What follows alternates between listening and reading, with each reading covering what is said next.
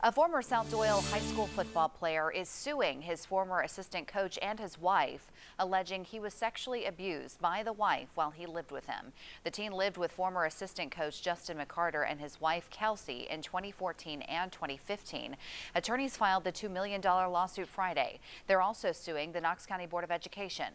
The teen alleges Justin McCarter kicked him out of the house when he suspected he and Kelsey McCarter were having sex. Attorneys for the young man claim he suffered mental and emotional pain. Kelsey McCarter pleaded guilty last year to several charges, including statutory rape by an authority figure. Kentucky authorities